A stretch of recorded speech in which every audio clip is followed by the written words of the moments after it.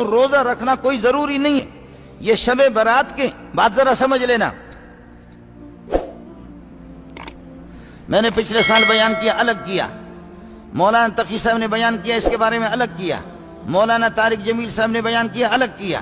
کسی اور مولوی نے، لوگ حیران ہو گئے، ارے چھا کے ملن جو تھا دماغ خراب تھی چکا بابا. مولوی الگ کہہ رہے ہیں، الگ الگ، ہر ایک نے کی تقریر یاد کی، ایک کی تقریر دوسرے سے مخالف ہے. مسئلہ ذرا سمجھ لینا. شب برات 15ویں کی رات اور 15ویں کا دن کو روزہ رکھنا یہ اس رات کی سنتوں میں سے نہیں ہے.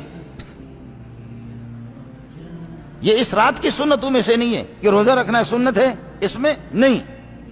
آپ کو روزہ رکھنا ہے تو میں آپ کو طریقہ بتاتا ہوں. وہ یہ ہے کہ حدیث سے جس کا ثبوت ہے وہ یہ ہے کہ میرے نبی نے ہر مہینے میں ایام 20 کے روزے رکھے. 13 14 15 13 14 15 13 14 15. آپ کو روزہ رکھنا ہے تو ایام 20 کی سنت سمجھ کر کے روزہ رکھ لیں. یہ شب برات کی خصوصیت نہیں ہے، یہ شب برات کی سنت نہیں ہے.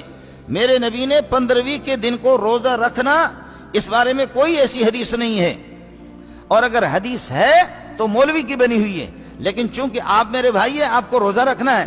بھائی آپ کو کندھاری انار کھانا ہے نا، ٹھیک ہے، مقصد ہے کندھاری انار آپ کو کھانا ہے، تو کندھار جانے کی ضرورت کیا ہے؟ میں سبزی منڈی سے لے کر آپ کو دے دوں گا.